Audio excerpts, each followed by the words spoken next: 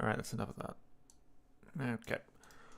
What do I want to do? I want to adjust the fog in here because it's kind of weird how it like makes the scene look brighter the further something away is, which is odd.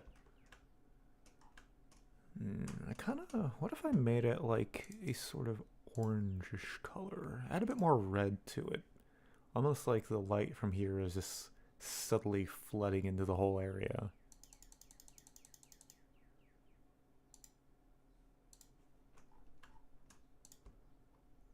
Okay, take some of the blue away.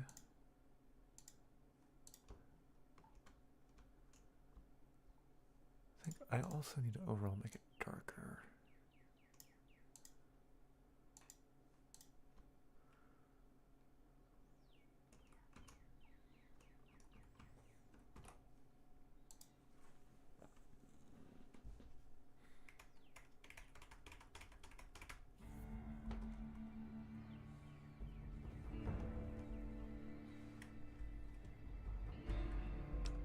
How's this look? No, this looks a little weird.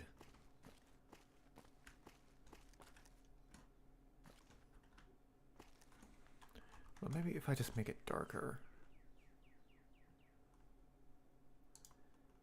It needs to be darker. Very nearly black.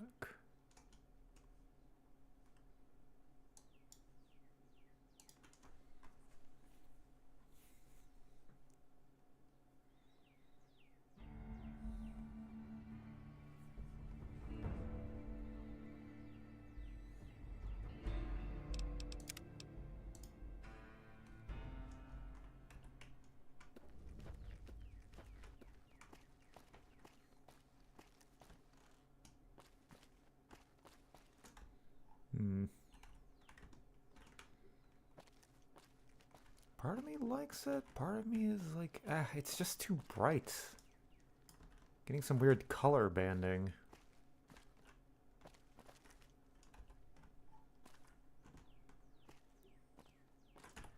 But I do like the change in color, because it does almost seem like... It does almost make it seem like the light from here is just kind of ever so slightly flooding into here.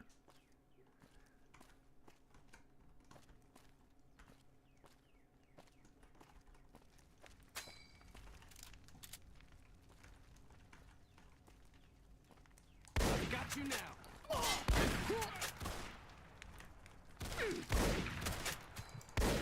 I'm hit.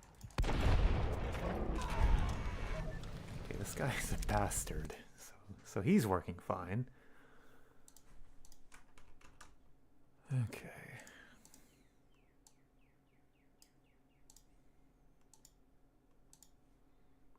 See how this looks.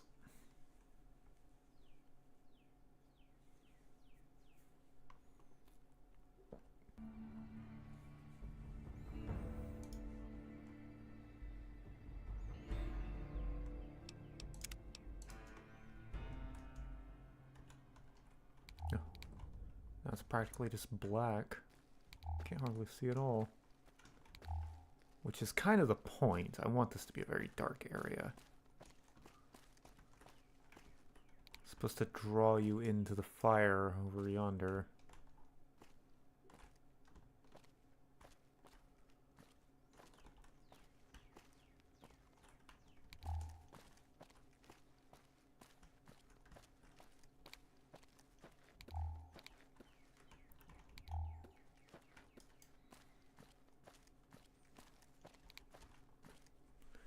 What does this look like with cat eye?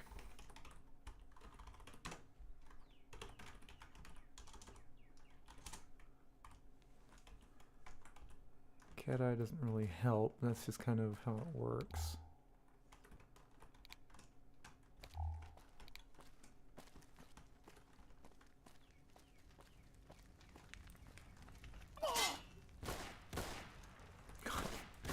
I'm so proud of this bear trap because it's so evil.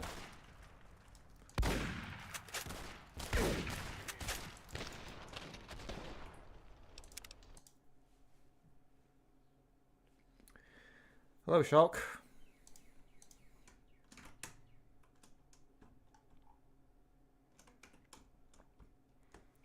Okay. Now I'm like, this area is a little too dark. Ever so slightly bright in the ambient. Be a little more.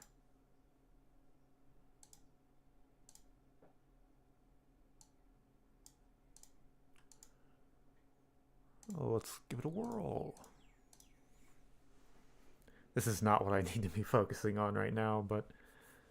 So, you know, you get a segment of the quest line done, so you want to, like, spend a little time micromanaging. Fixating a bit on the details. Okay. Okay, so now, at least with my monitor, you can see the details of things, but it's still very dark.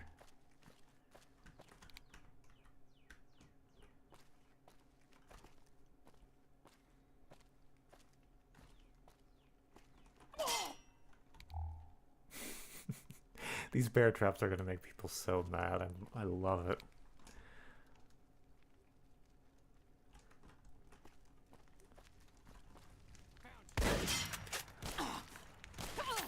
Especially when this guy makes them walk into them.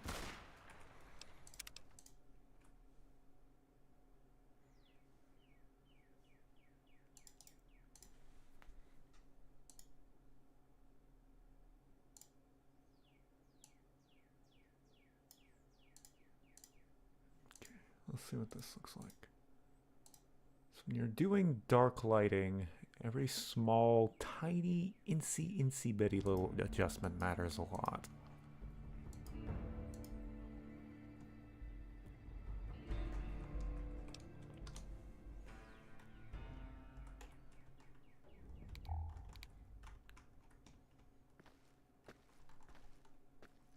I think I like this.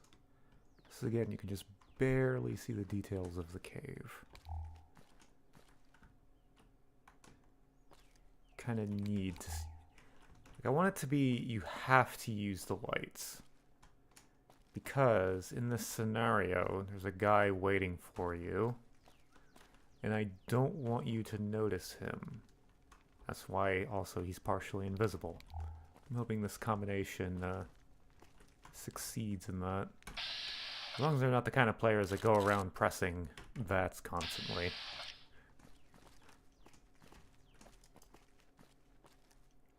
I guess having Eddie would also make this not quite work.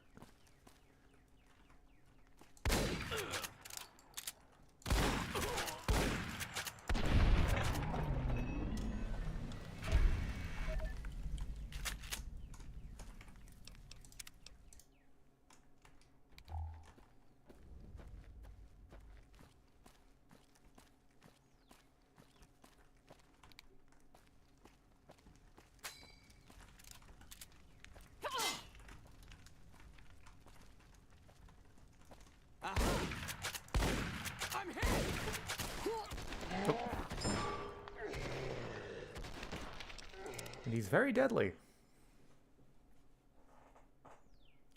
Oh, is the overlay meant to prevent spoilers? There's an overlay? No, for the streams, I mean, because I end up talking about a lot what I'm doing anyway, so the stream is kind of just spoiler territory. Was there an overlay? I didn't actually realize that.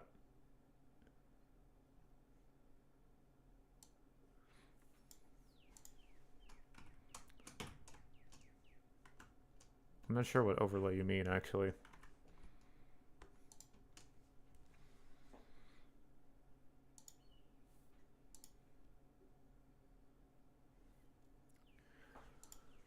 Okay.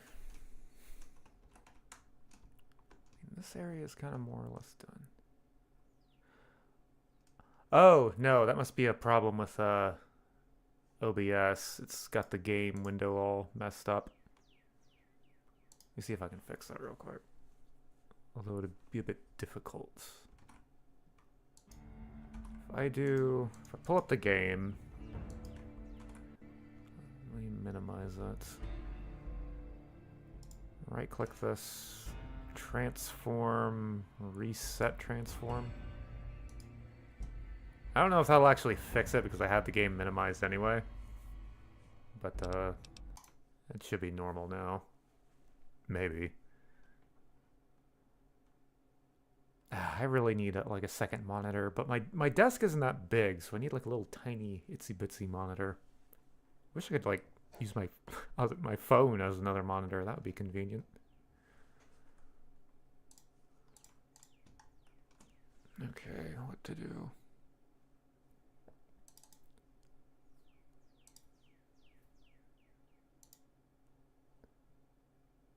Kind of have a cell in a mod I haven't released I want to use, but I don't know.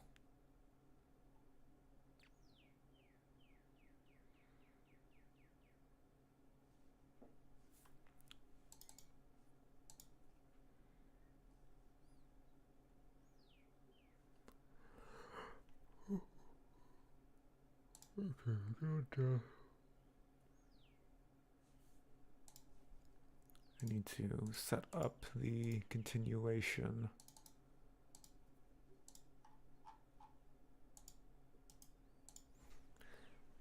Yeah, as far as spoilers goes, in the interest of like making this mod something I'll actually finish, I've decided to kind of scrap the whole detective thing and just make a little bounty quest. Because I did have this quest in mind where you have to find this chemist who's been making drugs and kind of taking over the drug market, and I realized I wasn't really enjoying it. So I've just decided to simplify, complete, get it done.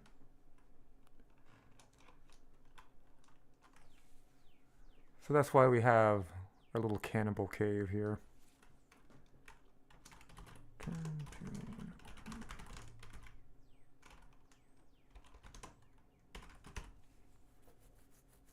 Okay, I need a variable.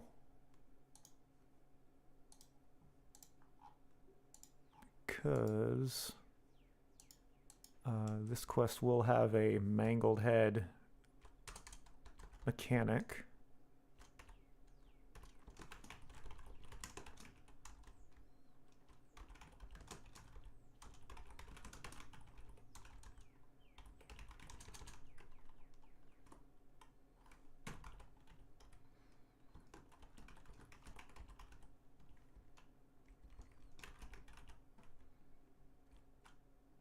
Actually, I suppose I don't need this. I could just check based on the item in the player's inventory and use the objectives.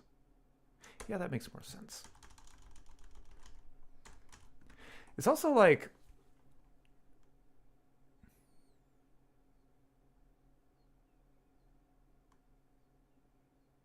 Commented on a guy's mod on his YouTube channel and he complained I wasn't being constructive with my criticism. If you make me run back and forth through hours to run a maze, it'll be anything but that. Yeah, like... I mean, there's only so constructive you can be with certain kind of criticisms. Some things are just bad on a conceptual level. Endless maze time. I can enjoy a maze if done well. And it's made interesting, aka it's not just a bunch of hallways. But you gotta do it right. And it's easy to know when you haven't done it right.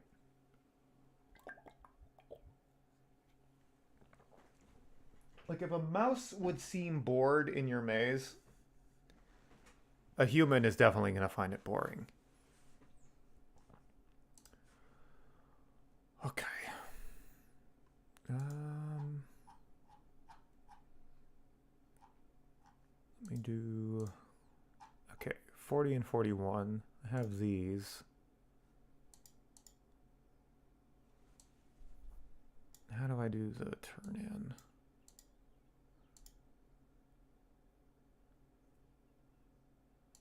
I kind of did these turn-in topics in a dumb way.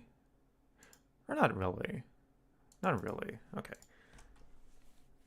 Had to remind myself of how exactly I formatted everything. That's the problem when you start out with a quest and you just have a few topics, like everything just kind of flows, but then you get a bunch more and then like gets confusing quick even though you're the one who did everything. Turn in cannibal.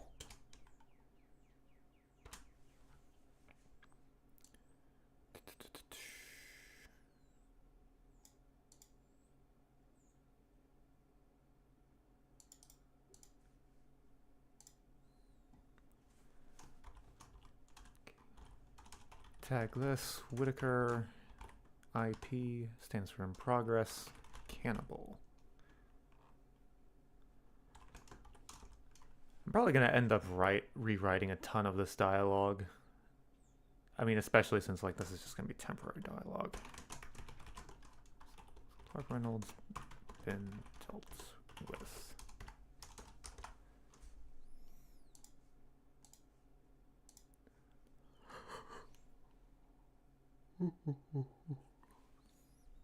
Part of the reason I want to simplify this into just a standard kind of bounty chain is because it was getting kind of repetitious with the ideas I was having. It's like, oh, here's this quest, but there's a twist if you talk to the person you're supposed to kill, and it's like that can be almost as bad as just being go here, kill this guy. Have you played the Maelstrom mod for Skyrim? No, I've not played many Skyrim mods. The only one I've played a few, but the only one I can name right now is Clockwork. That was a good one.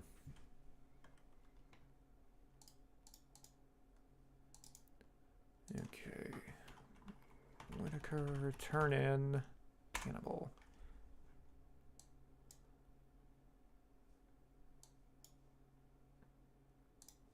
This, I can check if objectives have been completed.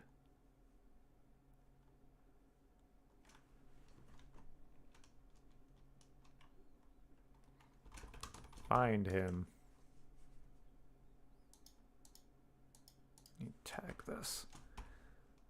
Objective incomplete.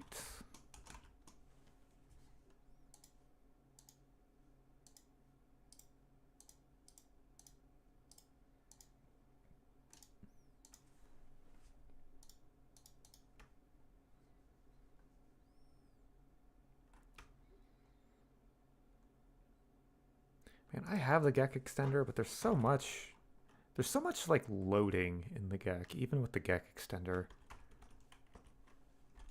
NPC Whitaker. Gets objective completed. WPI MSO1 40 does not equal 1.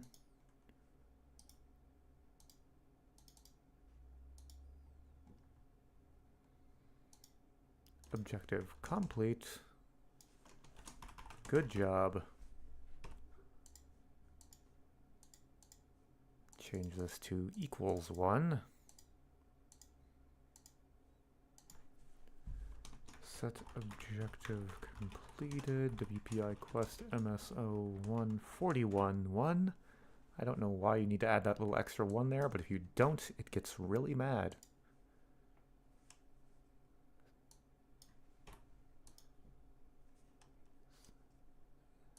It gets even madder when you spell things wrong.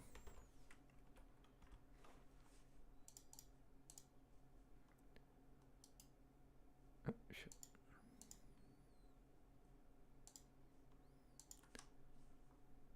Set stage 50. Cannibal cave completed.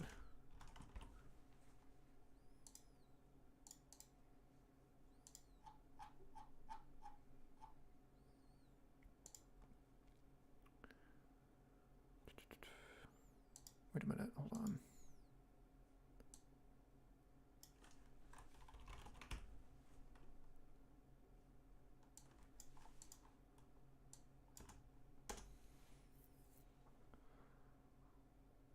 Wait a minute, I just realized something. Because that's only checking if the objective is completed, it will show earlier than it should. So I need to add that to check if the objective is actually being displayed.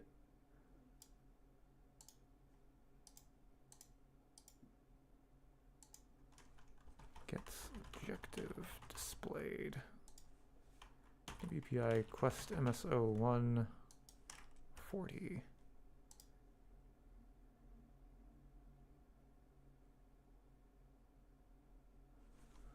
I had to go away for a bit, so I don't know what the response was. No worries. A dungeon is puzzles done right. That's just this part that I don't like, that you can lock you out of the whole thing. I think there's a... Oh, by the way, I said I hadn't played it. I haven't played many Skyrim mods. The only one that comes to mind right now that I can remember is Clockwork. But back to the topic. I think mod authors kind of have this thing where it's an RPG thing, right? Where there's mutually exclusive content based on choices, and mod authors really like experimenting with that idea because, like, oh, there's consequences to your decisions, and they can get a little overzealous with them sometimes, I think. Where like with mods especially, it can be pretty bad because it's like, oh, why do I even have this on my computer then? Like, that stuff should be saved, in my opinion. That kind of stuff should be saved for, like, side quests, optional bosses, like, not whole chunks of, like, the experience. Like, important chunks, I should say.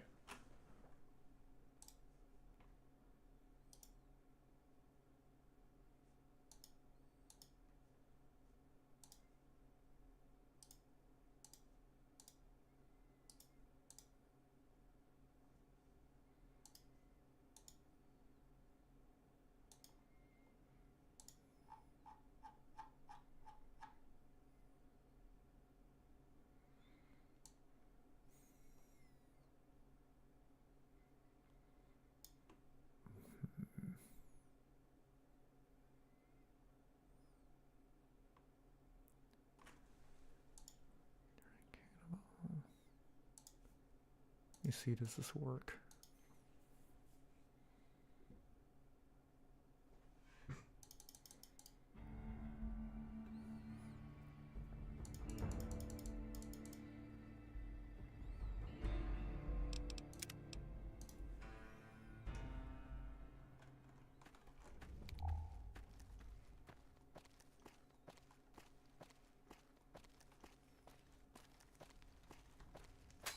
Hey!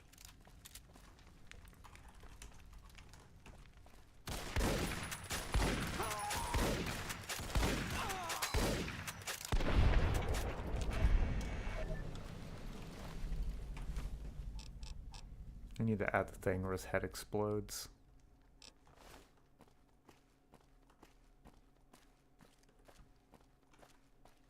Did not set the other objective to appear? I did not.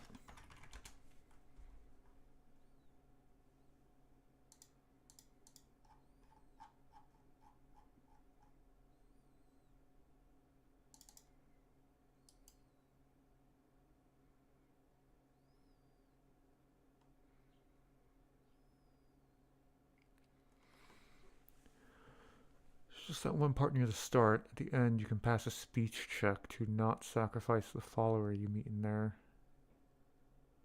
Use a human heart from minority to NPC. Then you get those followers from the mod. If not, or if you refuse, you have to kill the second potential follower.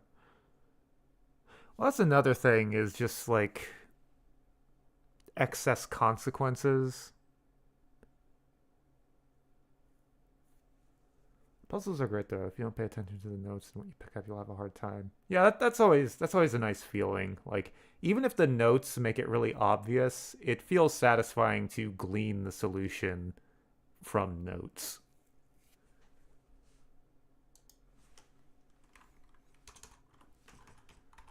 Set objective Displayed WPI quest MSO1 41-1. There we go. Now that should work. Also, I need to add the check for the mangled head.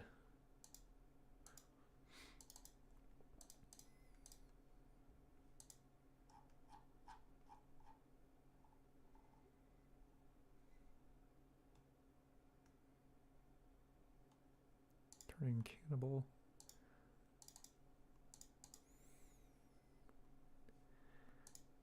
Objective completes. Good head.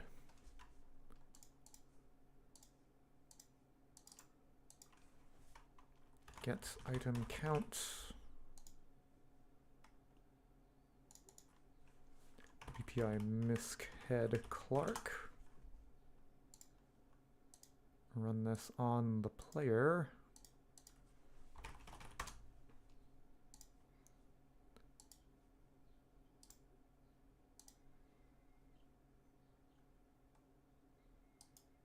Okay. Copy this.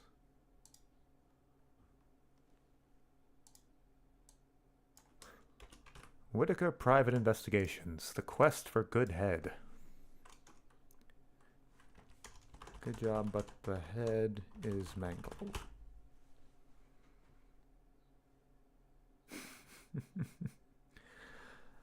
Yeah. Bethesda is just so lacking in ambition these days. Like, I don't know if it's just they're resting on their laurels or just like, do they know they can like kind of get away with it just because nobody really makes the same kind of game? Because despite all the memes about Bethesda's engine, the Bethesda engine is kind of a marvel. But yeah, they're just so lacking in ambition. That's why I just can't get excited about Starfield. I won't say I'm not like kind of excited about the next Elder Scrolls because like it's the next Elder Scrolls, but like I guess part of my excitement for the Elder Scrolls is I just want to see is like, has Bethesda learned anything about the response to any of their last few releases?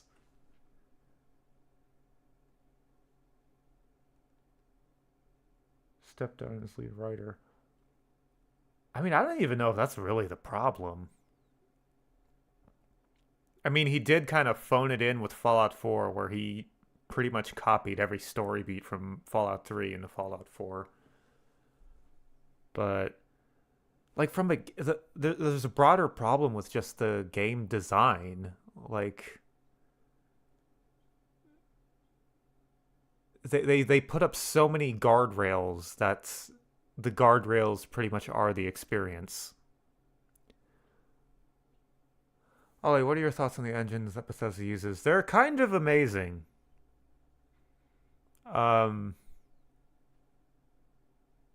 Like, there's a reason you don't see many Bethesda copycats. Because Bethesda games are very popular, yet the only one making Bethesda-type games is Bethesda. That's why I really wish they would license it out, but they just don't. Or if the relationship with Obsidian could have continued and like the Obsidian, someone at Obsidian was quoted as saying like they wish they could have had like a Treyarch, whatever the other company is called that works on Call of Duty, Infinity Ward Treyarch relationship where they kind of trade off games. I think that would have been great if Bethesda went that route because the engine does allow for that nice middle ground of an in-depth RPG, but with action game mechanics, like first-person shooter, hack and slash type stuff. And it's really easy to use. I don't think there's a game engine that is easier to use than Creation and Gamebryo, or Bethesda Gamebryo specifically. Because, I mean, you can look at the fact that New Vegas was made in like a year. I know that's a meme, but like it was made in a year, and that's kind of insane. from a AAA game. I guess you could say New Vegas is maybe double A. But yeah, the fact that New Vegas was made in a year by devs who had no experience with the engine, and, you know, it had its problems, of course, especially at launch, but the fact it got made at all is kind of a marvel. And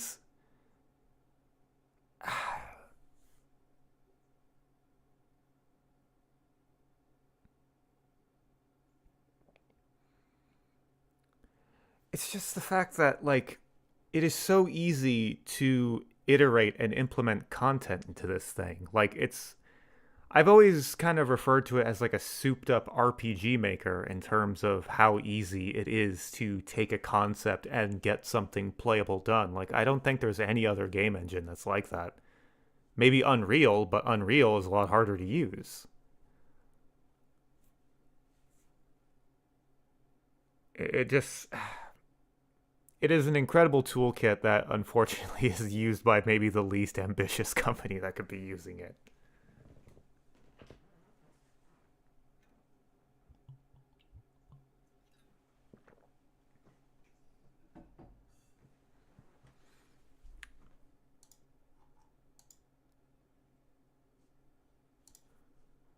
Okay.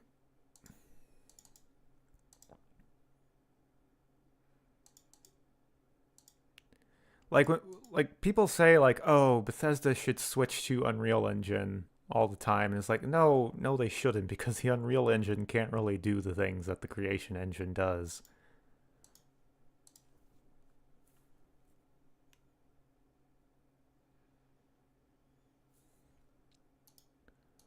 I don't think there are design issues. I think it's just a genuine lack of ambition to like do interesting things. Like what you can say the most about Fallout 4 is it is such a safe, basic ass game.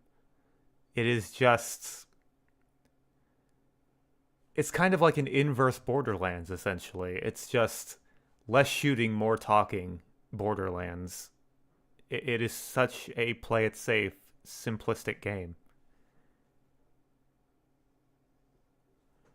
Read about a dev who was sounded like he was glad with removing classes in Skyrim. I don't think that. I mean, again, I don't think that's not something I would automatically consider an issue, design wise, because I think that design can work.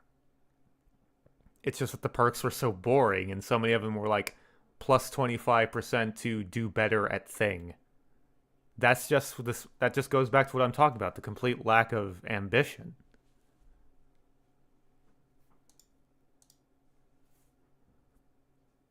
What I would say is a design issue with the perk system is that I remember when Skyrim was coming out and they were like, yeah, we've really streamlined character building. And that's part of why, like, streamlining became kind of a naughty word.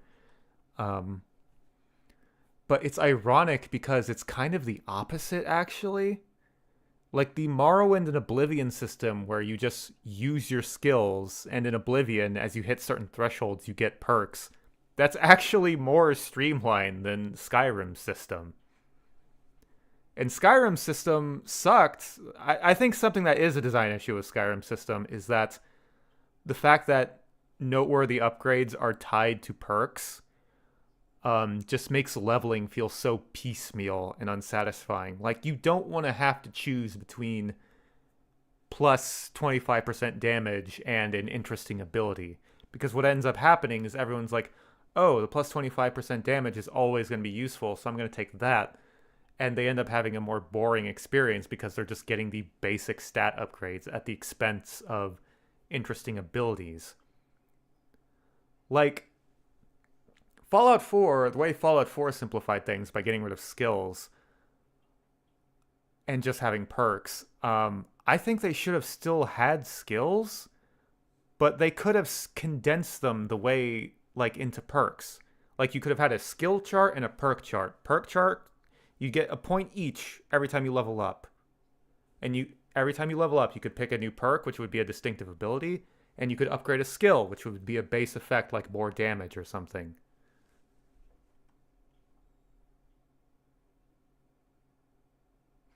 Yeah, yeah, the way Elder Scrolls does leveling is a whole other thing.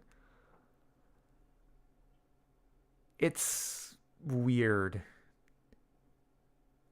I think I agree generally that I prefer stuff like just have experience points and then let me upgrade what I want. But there's a persistent problem with the Fallout games where if you sneak past something, that's actually the worst thing you can do because you don't get any experience for sneaking past things. There needs to be something that like quantifies stealth, I guess, but I don't know exactly what they would do to quantify that. Because what you could always do is just like get the quantified stealth XP and then just kill everyone anyway. And I imagine they've probably thought about that.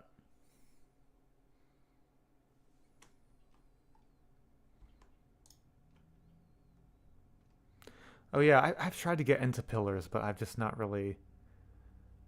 I don't know. I'm a philistine. I'm very much an action RPG kind of person.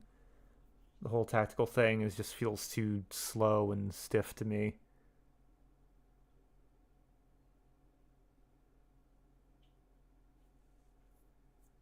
Could try Roog. I just don't. That's not really the solution in my mind. Is not to because combat should be just as viable. Like that's just another way to punish the player for playing a certain way.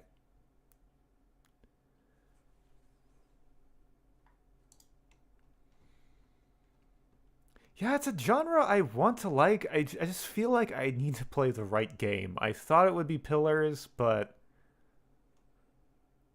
nah, I just don't like the way combat feels.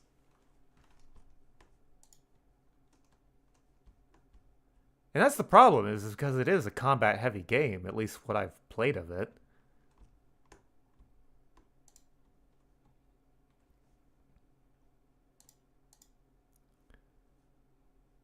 Okay.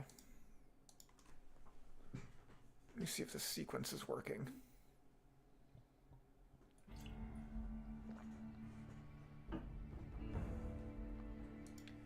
I think I need a blend between, like, I'm fine with top down, but I need something more. I'm not even sure what it would be. I don't like the feel of real time with pause combat. I can say that much. Maybe something turn based. Ironically, moving further away from action is my problem with top down RPGs.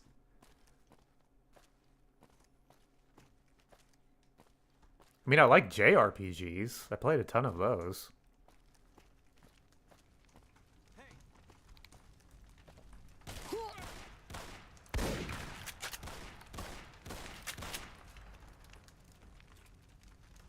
Had enough? Pain in the ass to see, but that is by design.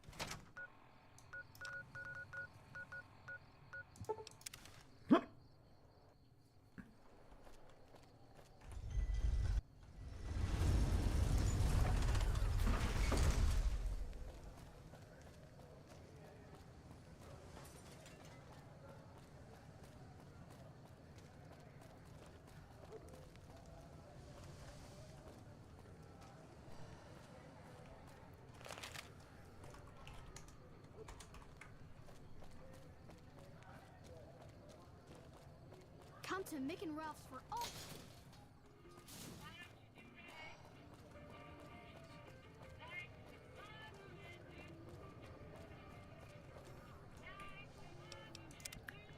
I think y'all were here for some of the other streams, but I did actually move the Whitaker building to the free side, like, free side strip, I guess.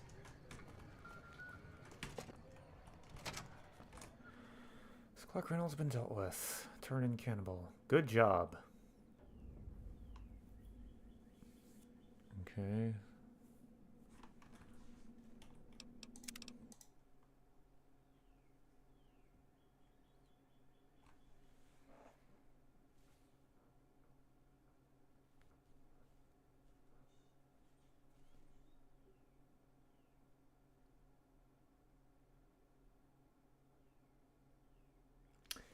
Yeah, I'm not sure how to fix that. I know what the problem is, but the problem is I can't fix it.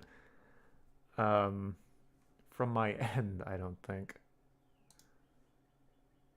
A- Actually, hold on. Is this the problem? Is it because I have game underneath hold? Yeah, that's the problem, isn't it? Okay. Yeah, that's the problem. It should be fixed now, as I realized.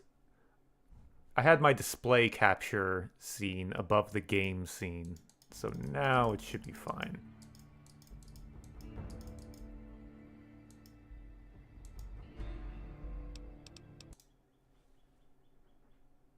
I think. If it's still messed up, I don't know how to fix it. Okay.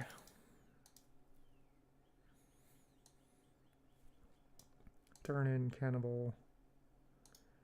Good job. Set stage. API quest MSO150. That's the right syntax, right? Yeah.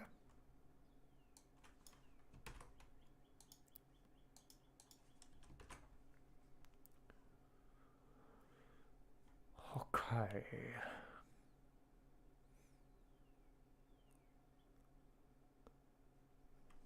So now I have a cell I want to rip out of another something I never released.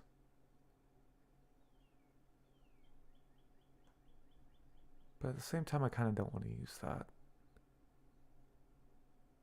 I'm trying to think, would it be a good fit? I'd have to do no, I'd have to delete a whole bunch of stuff because it was supposed to be a Christmas mod. Hmm.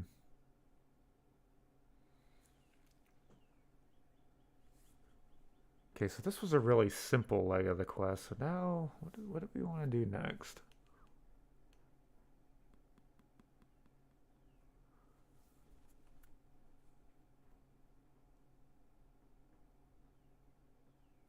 Hmm.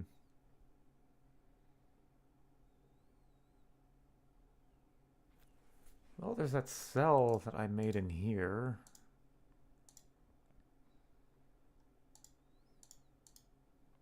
Teacup. Okay, we have the West Side Efficiency cell. What do I want to do with this location? Because this could be the next leg of the quest. I was thinking of making this... You have a gang of hooligans, but the hooligans are NCR citizens, so if you don't want to take a massive reputation hit of killing all of them, you'd have to use less than lethal weapons. But I don't know if that makes sense. I guess that's the wrong thing to worry about. Yeah. Okay, so that will be the next quest. Next leg of this quest. The only problem is it can be kind of hard to get a hold of less than lethal ammo. Is this still the hotel? It's the place I was working on before. On a previous stream, yeah, it's the same location. Kind of added this little hole in the wall over here, so now you can head straight through here. Through one of the other apartment buildings.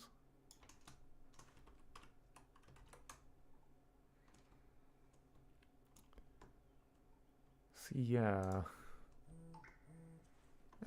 Damn phone. What do you want?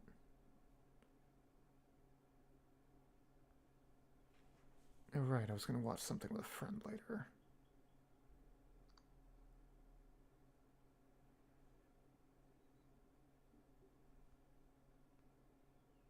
Right. Okay. So yes, non-lethal shenanigans if you don't want to take a massive NCR reputation hit. Although, the problem with that is because assault is kind of a reputation hit too. I don't want to force a reputation hit. Well, I guess what I could do is I could make them not technically part of the NCR faction and then just hit your reputation based on what you do. But then you run into a weird issue with, like, what if you kill some of them but knock out some of them? I could have a counter. I could keep counts. For every dead NPC, you take a hit. Yeah, that could work.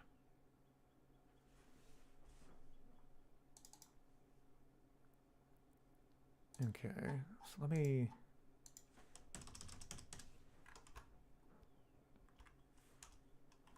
Nope, needs semicolons.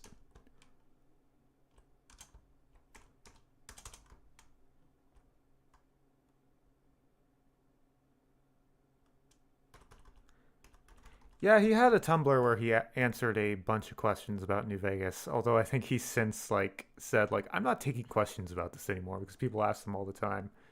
But yeah, that's exactly what I'm saying. It is super... Gamebryo is super easy to learn, and you can iterate really quickly. I mean, look at the modding scene. The modding scene wouldn't be remotely as huge as it was if Gamebryo was uh, as hard to use as something like Unreal.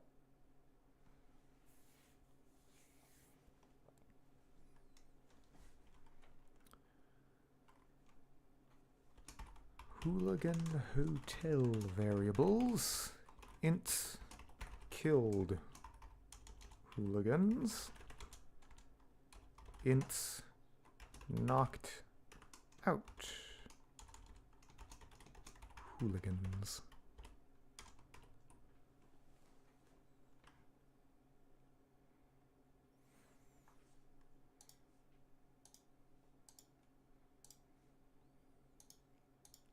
Yeah, people who say, like, Bethesda games would be so much better if this was running on Frostbite, they just don't understand what they're talking about at all. It's just... like, the strongest case for a Bethesda-type game on Unreal is The Outer Worlds, and The Outer Worlds has its limitations, specifically on map size.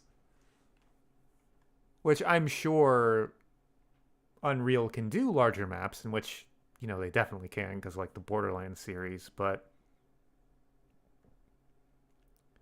it's just... there are a lot of strengths to Bethesda's engine, and people take them for granted.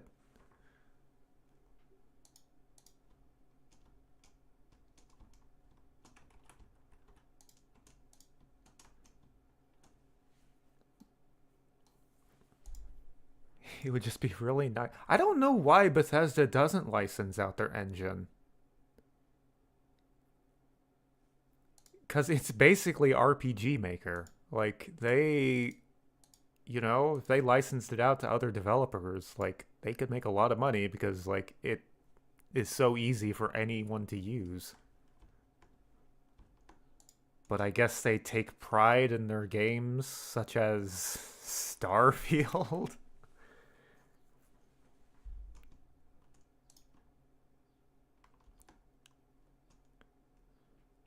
I mean, I've always heard the gamers say stuff like, "Oh, Bethesda was so like embarrassed by New Vegas showing them up." And I've always written that off as like gamers reading way too deep into stuff because by all accounts Obsidian and Bethesda get along very well. But it certainly feels like sometimes Bethesda is a little self-conscious. Shipbuilding in Starfield was cool, at least. Yeah. I can't say that really makes me excited to play it, though. Like, I was someone who could enjoy the, like, settlement building in Fallout 4, but, like, it's not something... I would take the complete cutting of the settlement system in Fallout 4 for interesting locations.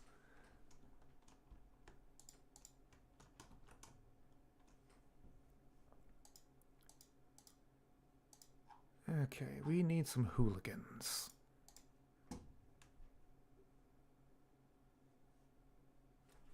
AVI NPC hooligan. Hotel hooligan. You don't need your skin yet.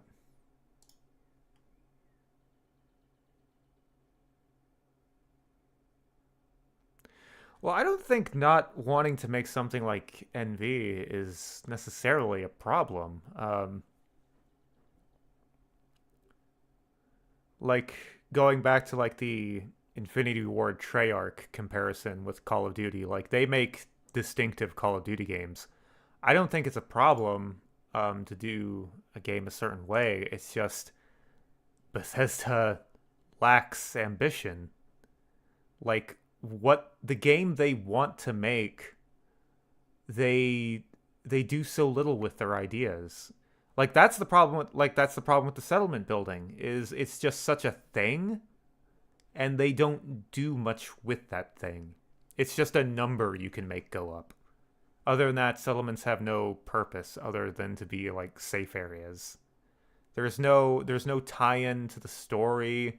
There's no long-term consequences or acknowledged benefits to building a settlement beyond, like, patting yourself on the back for, like, seeing the happiness number at a high value. Like,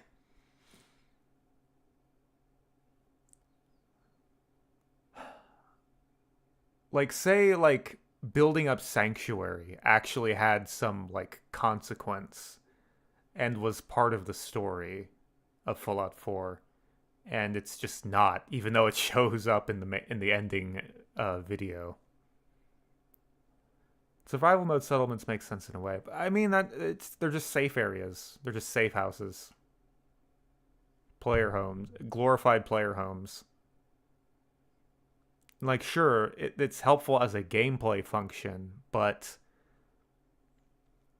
again, that's just the least ambitious thing they could be. They just thought it would be neat. Yeah, exactly.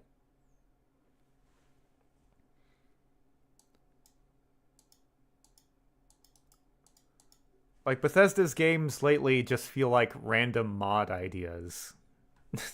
A bunch of mods in a trench coat saying, hey, we're a game.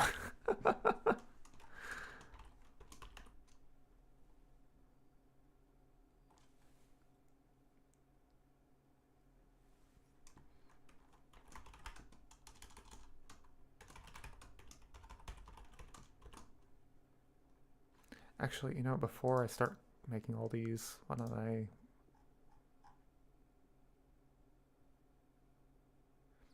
Is there a function that returns 1 when an NPC gets knocked out?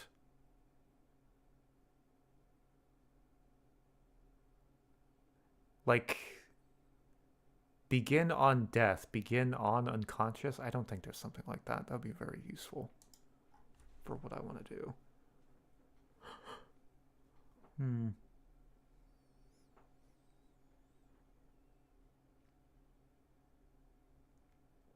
I guess I could give them game mode scripts.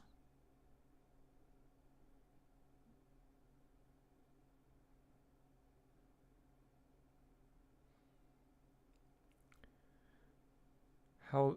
Don't put any thought into how will this work with the story we want to tell. It's like, I think a bigger issue is how do we use this gameplay to tell a story? And they put no thought into that whatsoever. Like, they make a big deal out of the Minutemen and settlements, but ultimately the Minutemen and settlements don't matter because they have no long-term effect on anything in the world. Or, like,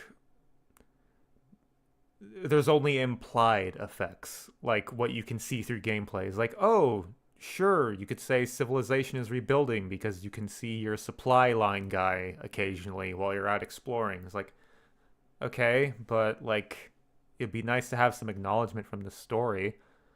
Like, you know how New Vegas has different ending slides for when you complete the game for like the various factions, like the boomers and stuff? It would have been nice if the settlements could have been used for that somehow. Like, say you build up Abernathy Farms into this mass, like, food production powerhouse.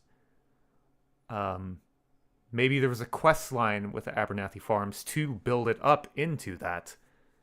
And they could write a whole ending slide about that. And, like, I get there's a lot of variables there, but, you know, you could condense it down to, like, 3 possibilities. Like, nothing, something, something more.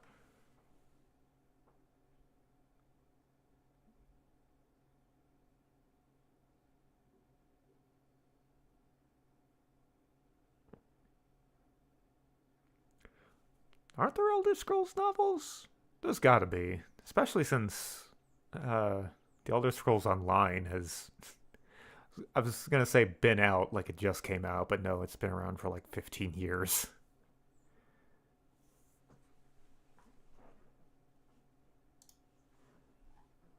Yeah, there has to be like some supplementary material.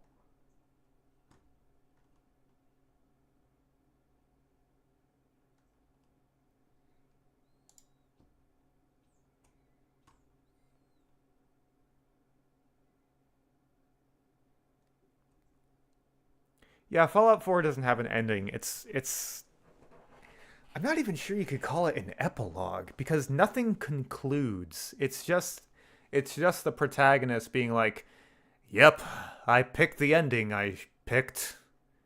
Makes you think.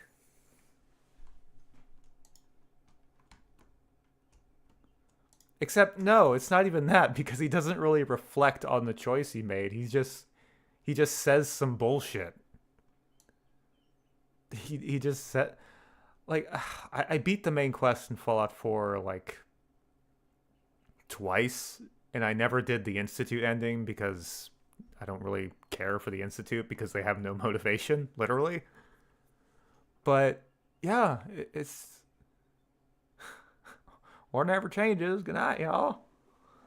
Pretty much like Bethesda's obsession with that phrase and completely unable to use it as it's intended to be used is also like a whole other conversation. I do remember that Abysmal. I do. In fact, I remember like when he watched the ending, he was like, "What? That's it?" Yeah, it's just no ambition. Bethesda just has no ambition. I actually looked up the Starfield ending, and it's like just more bullshit. I guess it's like some kind of circle of life. Like they tried to tie. Okay, we're talking about like Bethesda not using their gameplay to serve some kind of like story purpose or tie in to the themes of the story at all. And apparently Starfield has a new game plus and the ending ties into that, I think. I don't know if it's optional, but like wow, that's like so uninspired.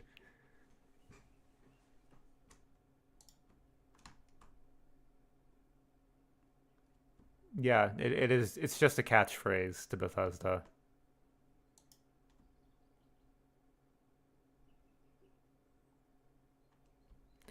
Yeah. Nate saying that in character is like that phrase being used as it's like meant to be is not something a character would probably be wanting to say in front of a bunch of gung ho war vets who maybe are as jaded as the protagonist is implied to be, or maybe they're like psycho imperialists, as like much of pre-war America was before the Great War. But it's a string of words that sounds cool now. It doesn't mean anything.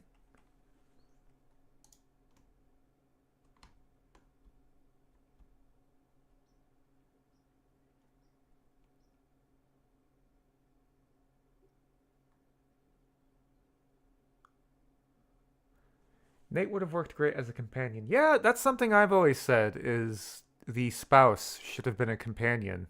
Um, there's a lot you could do with that concept.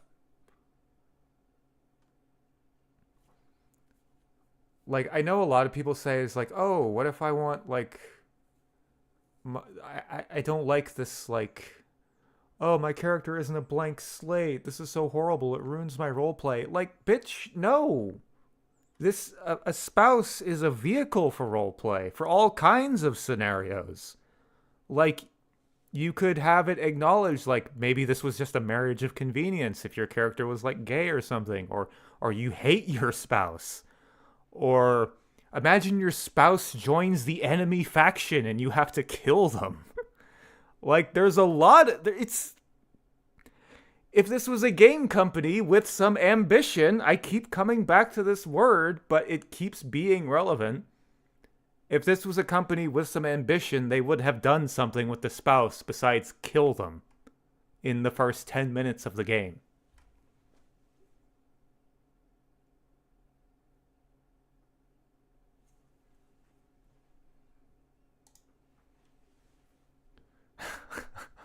I'm barely working on the mod. I'm just ranting about Bethesda.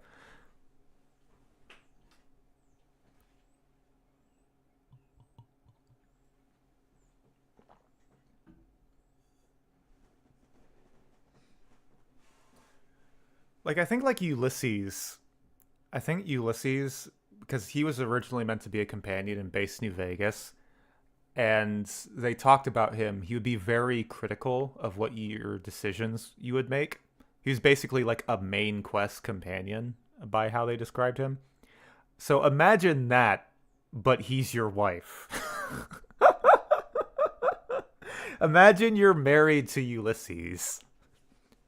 It, and every time you complete a quest, it's like bull, bull, bear, bull, Red Bull. Uh,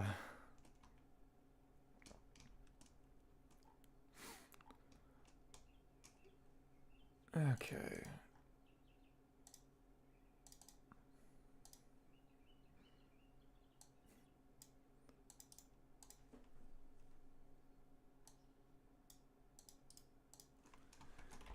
Whitaker. Hotel Hooligans. Whenever I write dialogue, it kind of helps to voice act, like, the dialogue for me. Like, I try to get in character.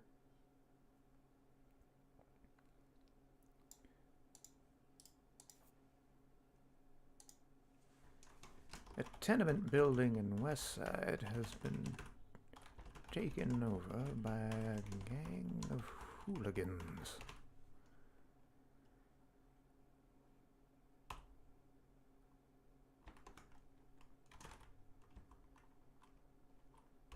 The militia would ordinarily handle. But there's a complication.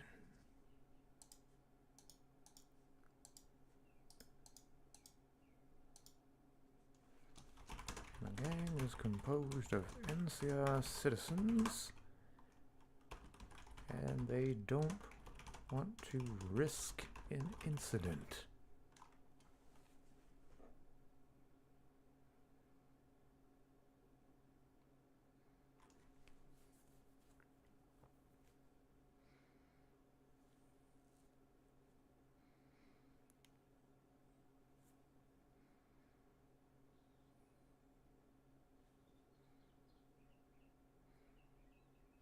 Finding Nate's kid after everyone else in the vault bites it could have been a great companion quest.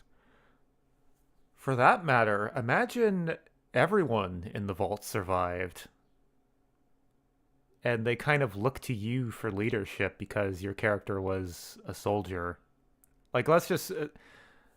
I think they should have just made both of the characters soldiers, or made whoever you played the soldier and the other one the lawyer. But yeah, they could have.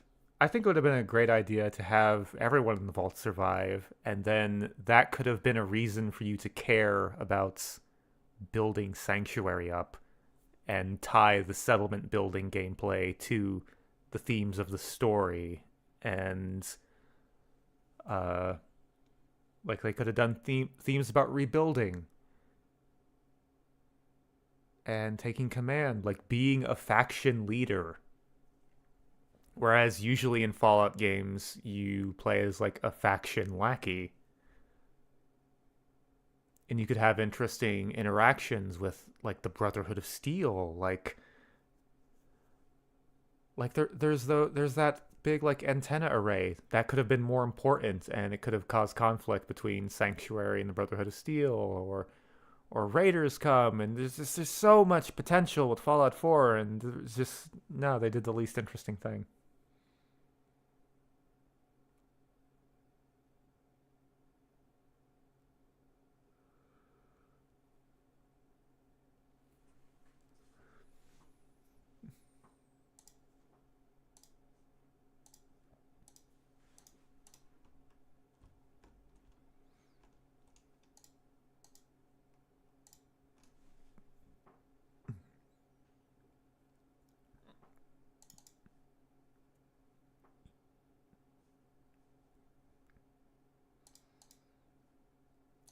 I guess I could give these guys game mode scripts. Scripts. Hooligans. Begin on death. Set WPI quest ms01 dot hooligans killed to WPI quest ms. No, that's right. ms01 dot hooligans killed +1. I don't think that I named that variable something else. I've been getting so distracted.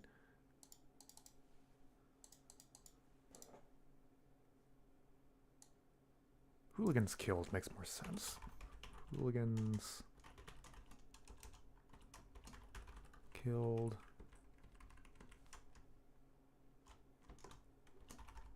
Hooligans knocked out.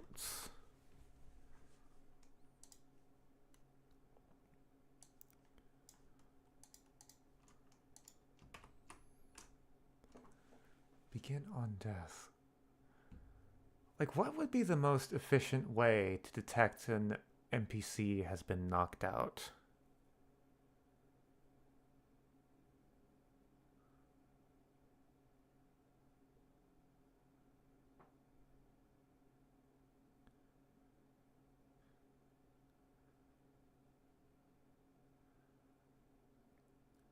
I had a very similar idea to that abysmal with Preston.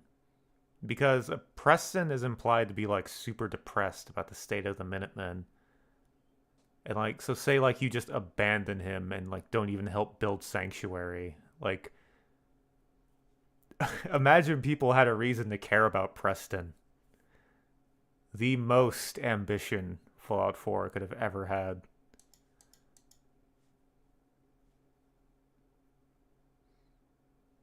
But no, Bethesda's afraid of consequences and making the player feel bad because they didn't do something or didn't do something the right way.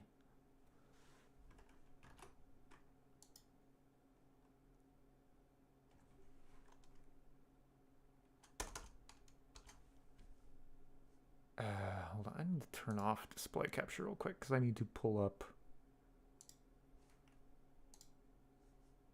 the GEC wiki. So I forgot to pull that up. GEC wiki. Okay, I can bring the display capture back.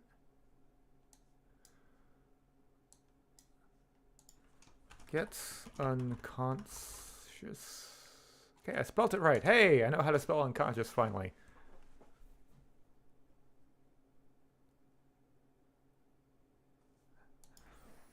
Begin. Begin on add, on equip. Say to done, on hit, on death, on murder. There's no real way to tell simply when an NPC's been knocked out, like besides using game mode. Can you even use game mode in an object script? Is that a good idea, even? Okay, that works, but...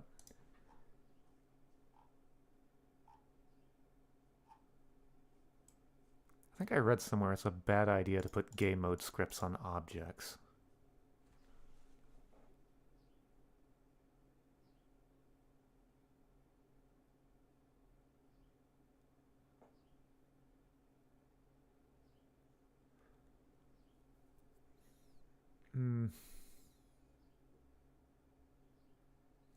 Avoid invoking comparisons. So, yeah. Damn it, what kind...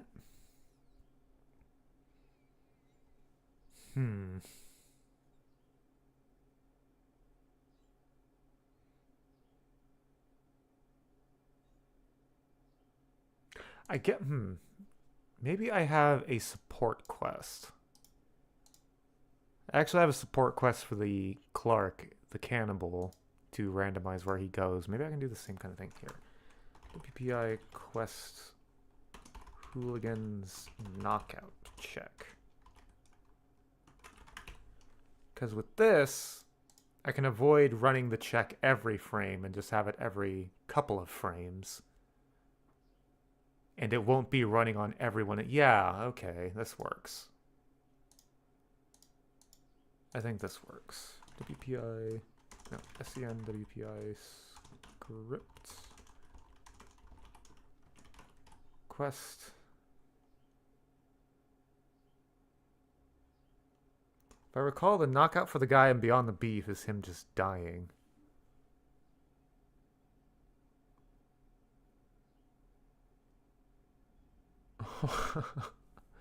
Well, I don't have a problem with knocking someone out. I'm having a problem of like running some code when someone gets knocked out.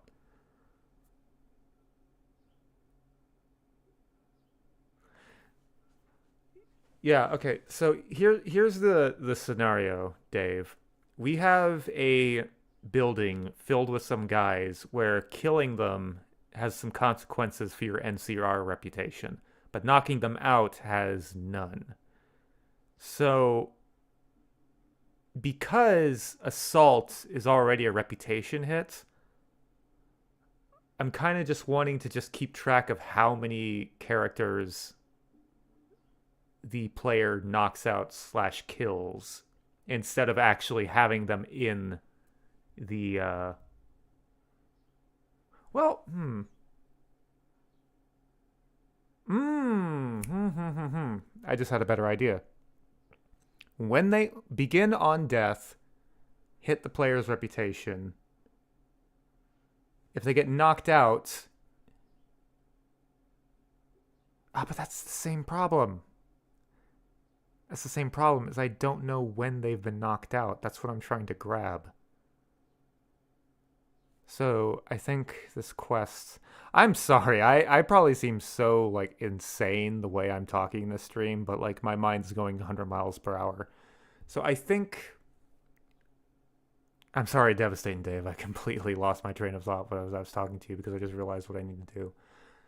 I need this quest to just run and detect when guys have been knocked out.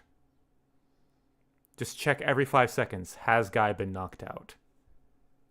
And then if all guys are knocked out, update the quest to the next stage. I think that'll be the way I have to do it. Because there's begin on death, but there's no begin on knockout. That's my problem.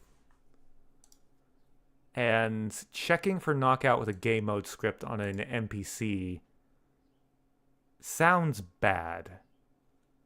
Because that's running every frame on every NPC in the building. So that's probably got some performance overhead.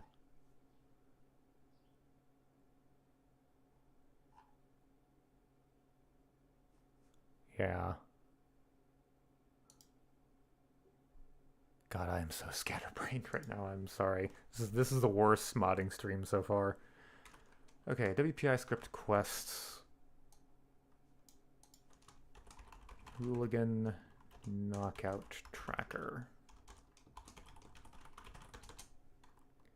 Check for fatigue. Is there a way to see the actor? Well, what I'm trying to avoid is running a game mode script that runs on every frame. Like, there's no... The ideal would be if there was a knockout event trigger. Like I said, there's begin on death. If there was begin on knockouts, that would be what I would want. So my best idea that I'm working with here right now is to just have a quest that runs every 5 frames and checks all the NPCs to see if they're knocked out.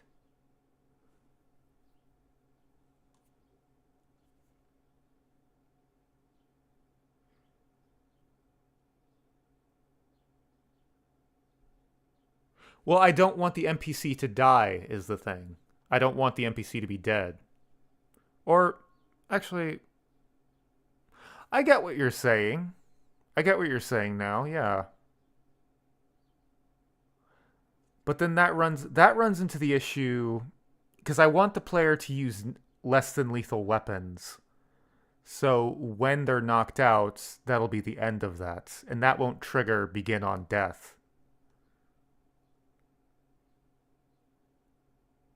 I think, unless that's just one of those weird Gek exceptions, is it? On death.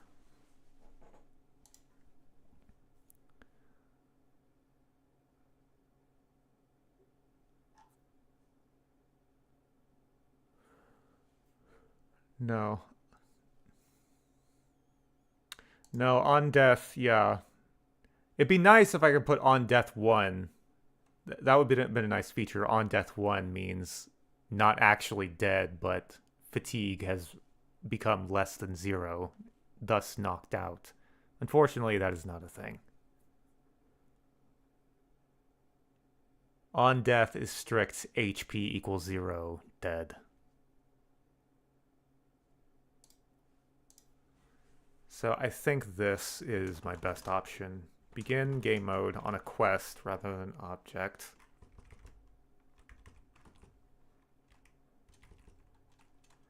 Begin game mode. Put these and comment it out because I don't actually have the assets in place. Hotel Hooligan. If Hotel Hooligan.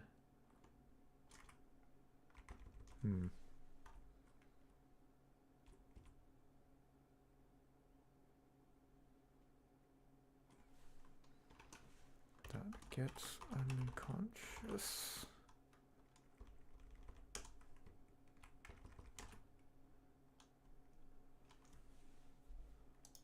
I spelled unconscious wrong, didn't I?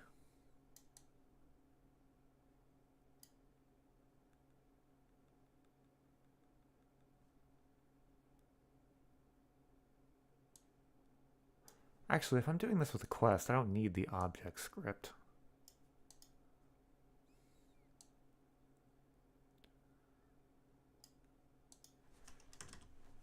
Int hooligans killed.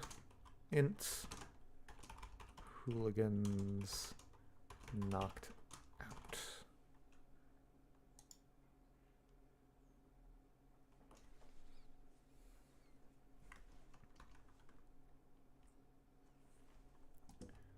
Let me see something. Gets unconscious.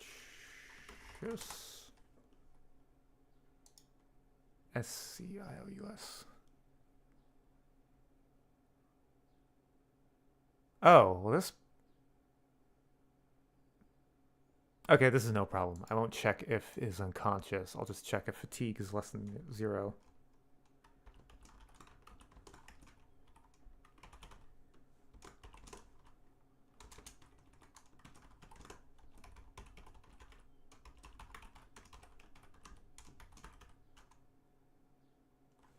Get fatigue percentage.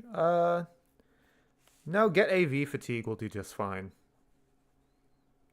What about get knocked states? Get knocked... yeah. Get knocked states. What are the flags for that? Yes, -1 equals fatigue knockout. Okay, so... Get knocked states equals -1. Okay, so that's what we'll check for. Although I need this to run only once on each one.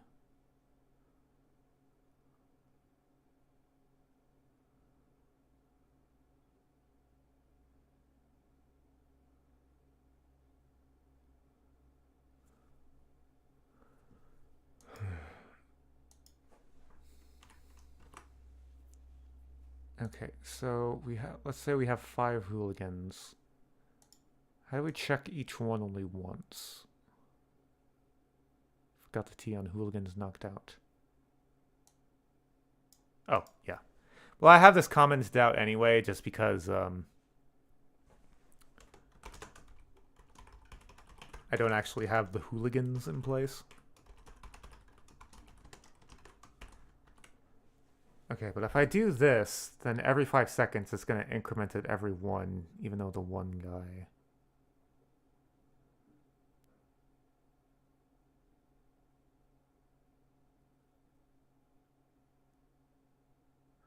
This presents a problem because the player could still kill them if they're knocked out. So what would be the best way to do this script?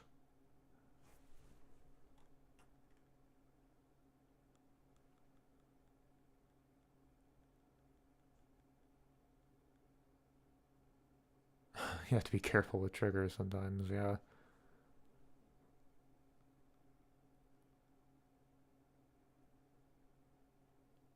Yeah, if you cause I've done it before in the Gek. If you do any kind of like infinite loop, the game just freaks out and hard crashes.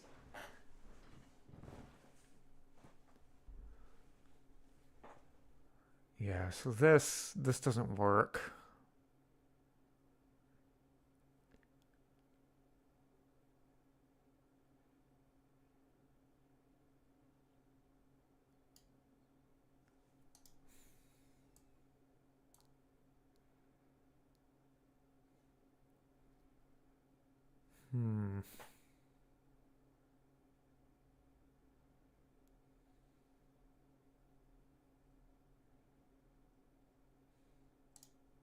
How do I want to check for this?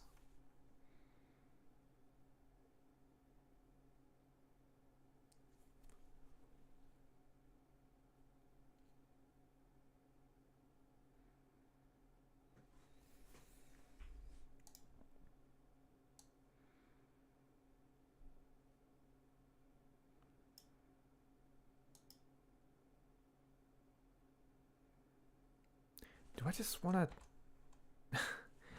I think the best way to do this, how I've already written it out, is to have like 10 different do once variables. So that this only runs once. Like if it detects they're knocked out, do it once.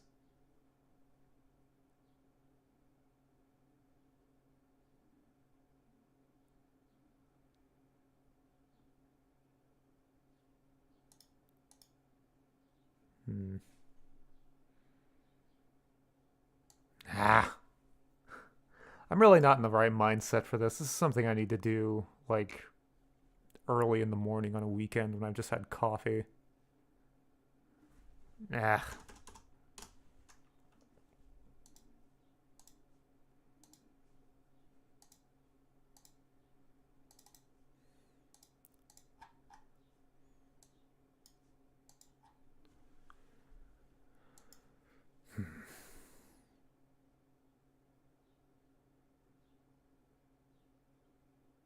I mean, I can have them when I'm killed. I can just set that to 1, so...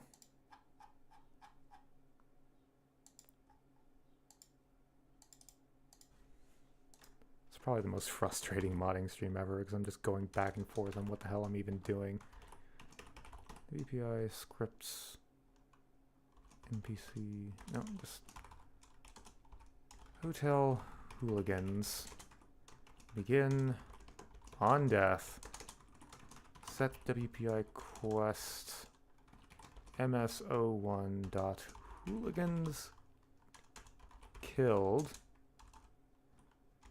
to W put parentheses WPI quest MSO1 dot hooligans killed +1. The crux of the issue is, how do I do an unconscious version of this? That's what the problem is.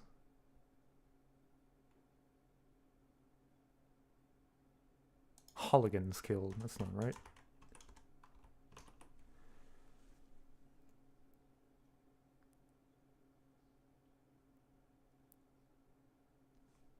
Hold on. You can't use a function as a begin, right? On add, on equip, on drop, say to done, on hit.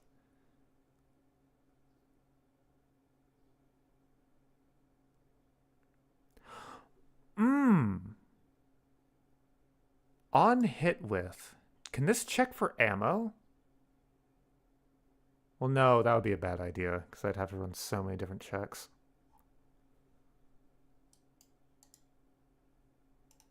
On hit.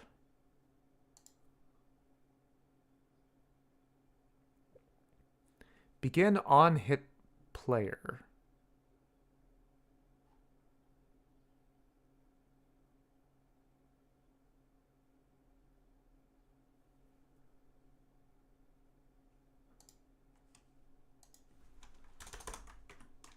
Begin on hit player. I guess I don't even really need to check if it's the player, actually.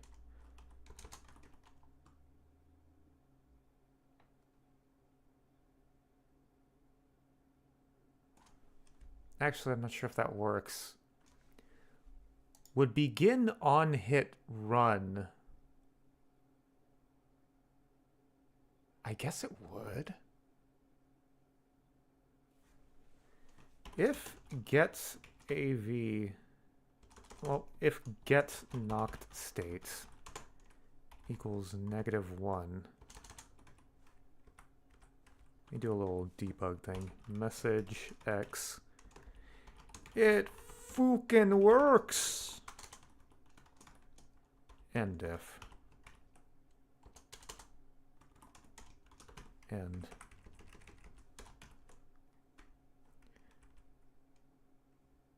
Get player current ammo.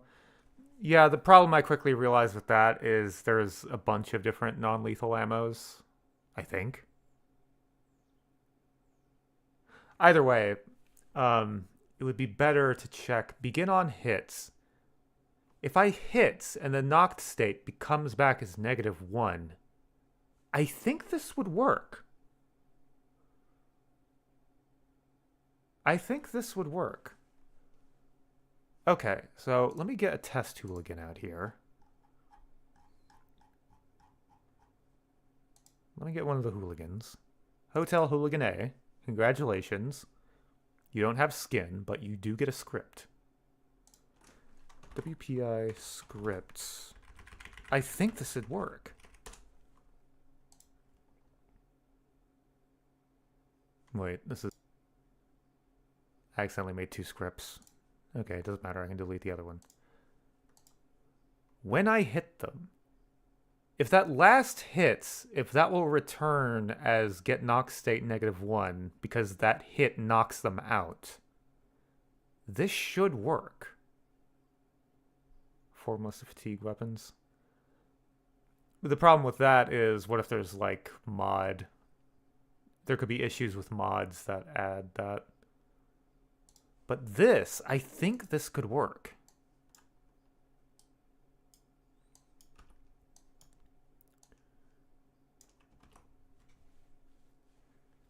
Okay, so I don't remember what the ID for this is called. So let me just get some beanbag ammunition. Put it on this counter, just for testing purposes. Extra 100 beanbags, all in this little box. This should work. Maybe. If this works, that little message should pop up in the corner.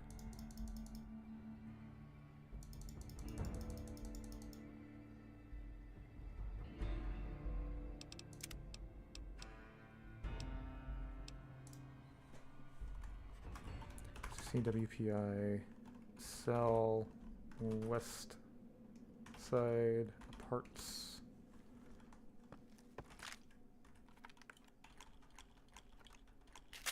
Okay, what are the stats on these, actually? I never really use these things, because, like, why? Target fatigue, plus... Why does this look like it gives them fatigue? Although... the Bethesda's games have always had a weird relationship with the word fatigue, where they kind of use it for the opposite. Maybe this is actually using it correctly.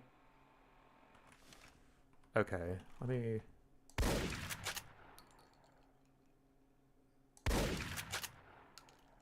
Okay, he's knocked out.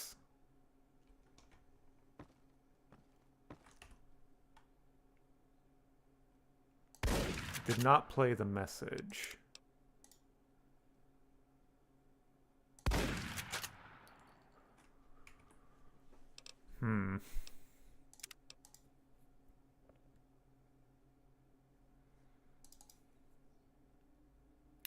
They're very... Yeah, that's the first time I've ever really used one, and yeah, just one shot puts them down. I guess it kind of makes sense you can't really get all that many of them at a time. What's his fatigue? Probably pretty low. Stats, he has 50 fatigue. But hold on, if I level him... He's calculated to have 140.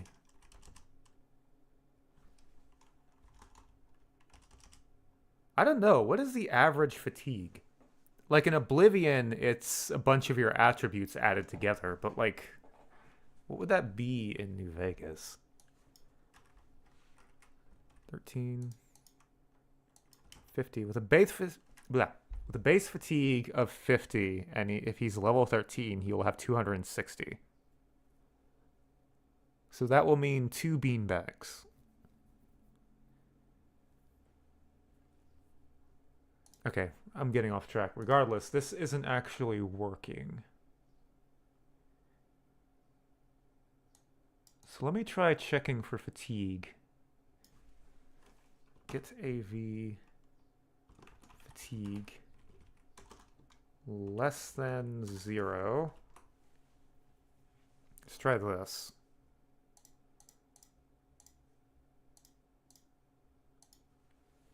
Although there's a problem with this, actually.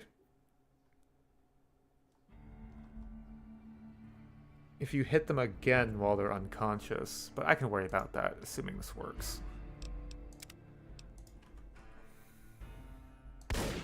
Hey! Hey! It fucking works!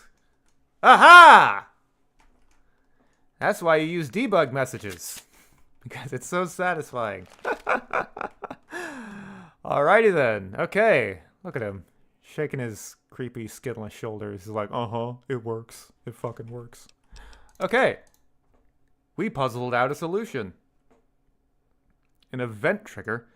I don't believe they stay knocked out for long. Well, I already have a solution in mind for that. Is you can make someone perma-unconscious by running set unconscious. Sets unconscious 1. I spelled it wrong because I always spell this fucking word wrong. Set unconscious 1. I think this will prevent him from waking up. If this doesn't work, what I can do, Dave, is just set AV to a negative number and then he will stay down. Let me see if he wakes up after I do this.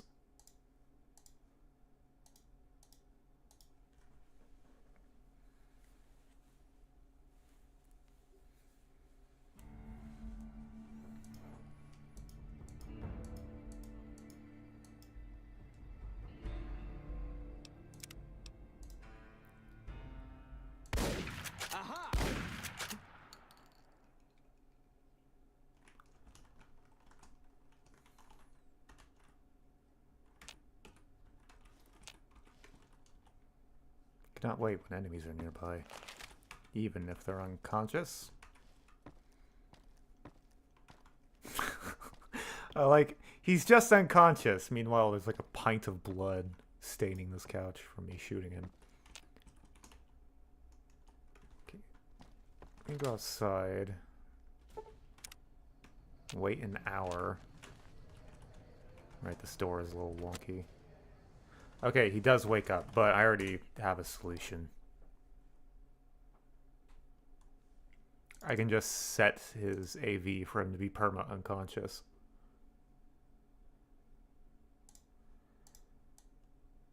Set AV fatigue -10. Since these guys are just one and done, I can just leave it like this.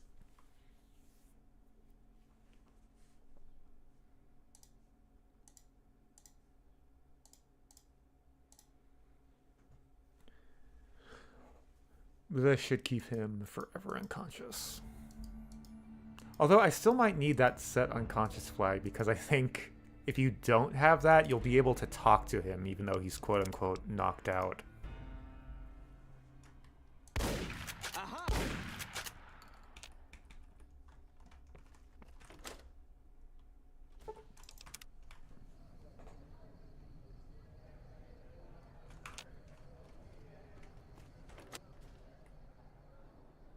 Sir, you're not supposed to... You're supposed to have -8 fatigue right now. How did you get back up?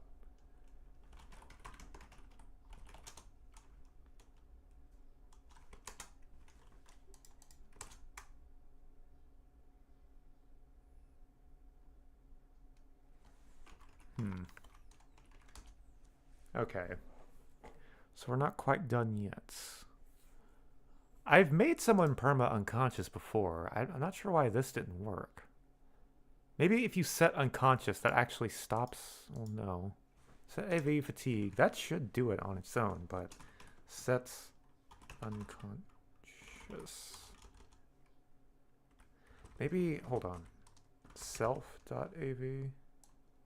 Self is a thing you can do, right? No.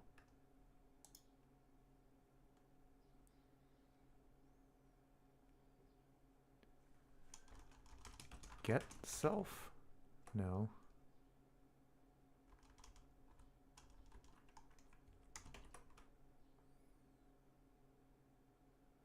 I think this isn't actually targeting him, even though it should. Because you don't need to specify most things with a reference if the script is just running on the object.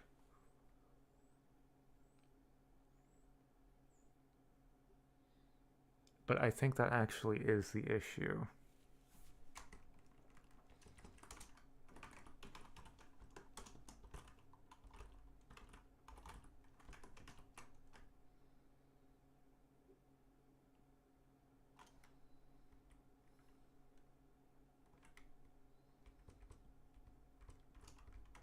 Set base AV? Base actor value.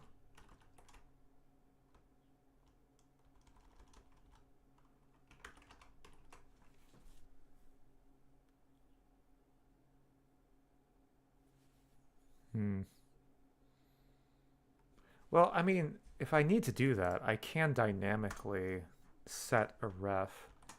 Ref is actually a kind of variable you can define. So ref self sets self to get self. That seems like a very redundant function, but that's just the verbiage. Self dot set AV self dot set unconscious.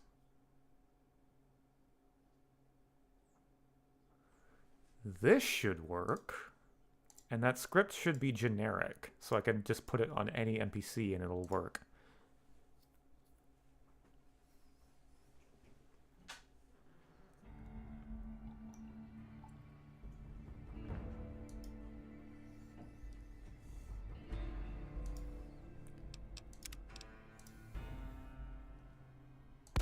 Over here!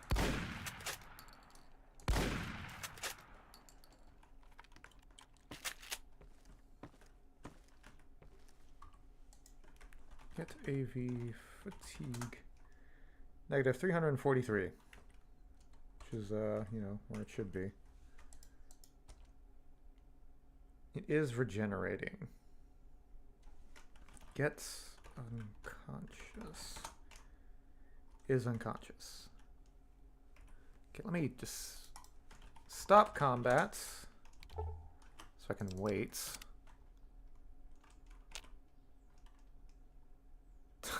Just look at his butt is just slightly shaking. What is your fatigue now? You're still unconscious, which is a good sign.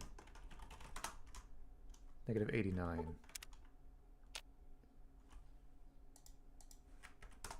Negative 10.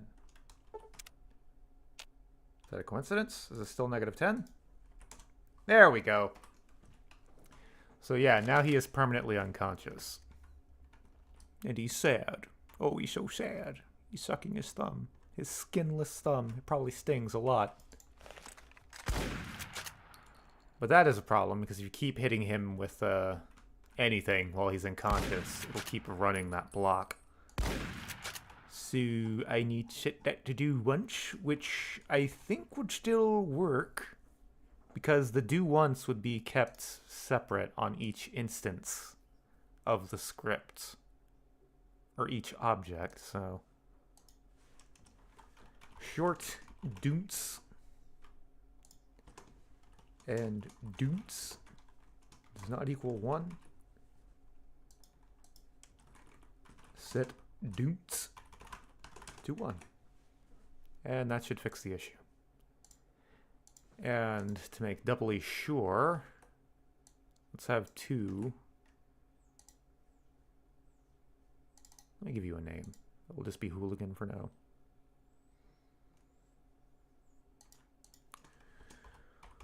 Hooligan.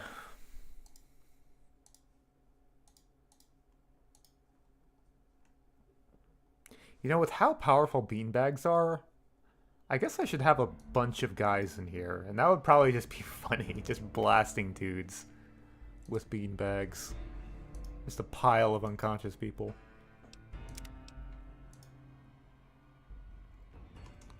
Okay, so... Evening. Boop. Boop. It fucking works. Now if I shoot you again, doesn't run again. And, now it's your turn. Yep. It fucking works. Alright, so. We have a generic script that runs on event triggers, so no game mode shit.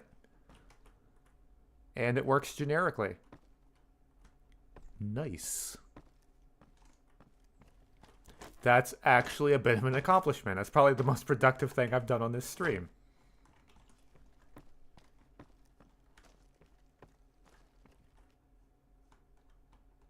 Oh, right. I need to add a portal here because I added a room marker.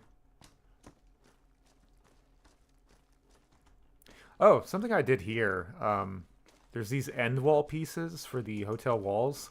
What I did is I just put them sideways and framed the windows with them, and it has this really nice look, actually. Quite happy with how that looks.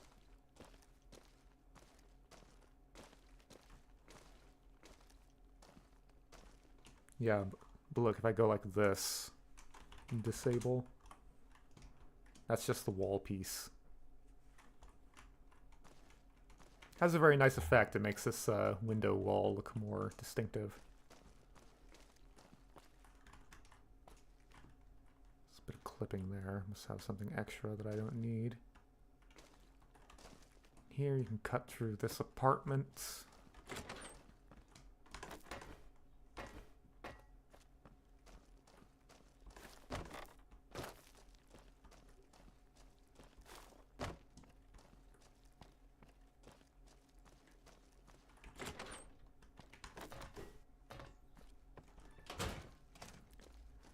Just some nice interior combats. Some surprising verticality opportunities because of the stairwells. This would be a fun place to have some like combat, especially with the stipulation that it has to be non-lethal if you don't want the reputation hit.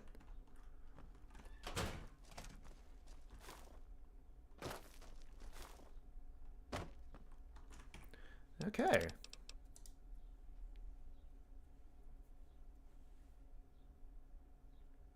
Looks nice. Thank you. I always like making interiors. Especially when I can find like creative ways to do with the windows there.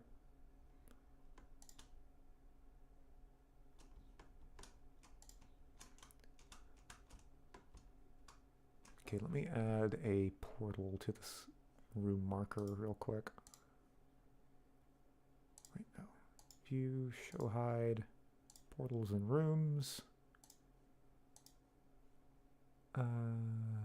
Enter portal mode.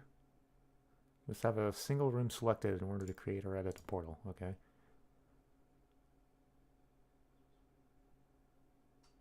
Portal mode. Draw a portal.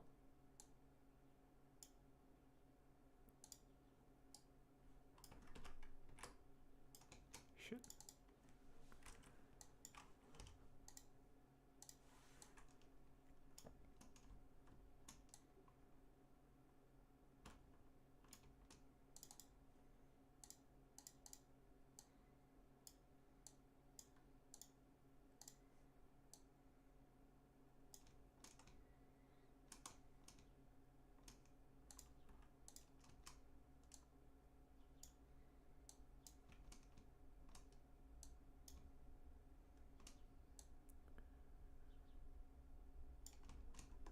Okay, now link.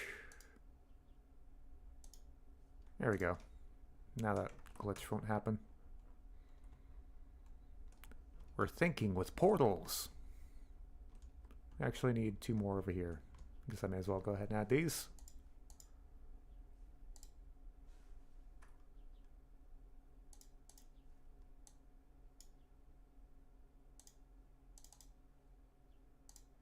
I like to make them yellow just for visibility.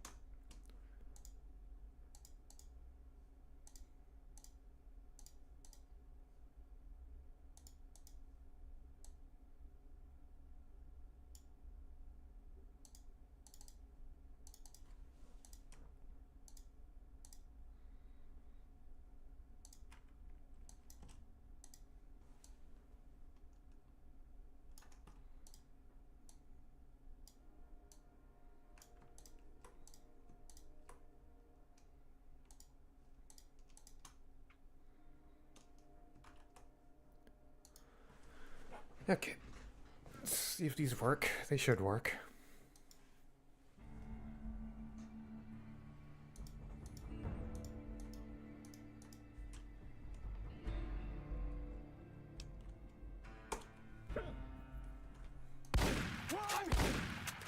So glad this works. I always like when I figure out a efficient script. Portal's working nicely. I do need to add a lot more detailing here. Because if this is going to be run by... Well, that's not how that should look. If this place is going to be run by some hooligans, maybe we need to make this place look a little more run down. In fact, I'm not sure if I even want to put it in West Side. Maybe Freeside? Because Freeside has the issue with squatters, which is essentially the issue here. Yeah, and then, you know, the kings wouldn't want to cause an incident. Evening. Evening.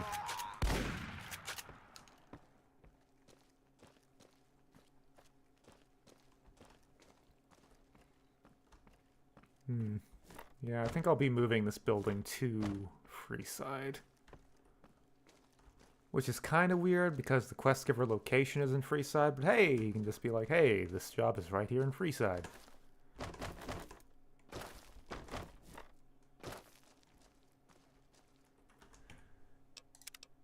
Okay, why does this room cut off like that? Is it just not as wide as it needs to be? It's just not as wide as it needs to be. There we go. Now it works okay.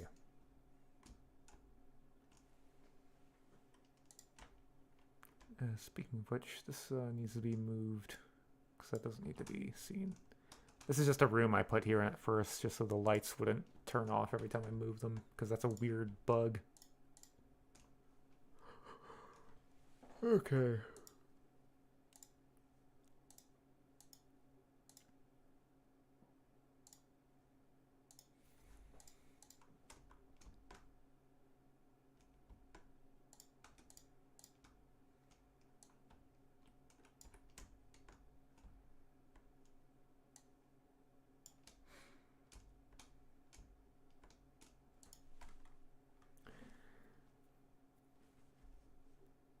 Okay, I wouldn't say this is most productive stream. I mostly just ranted about Bethesda, but we figured some scripts out.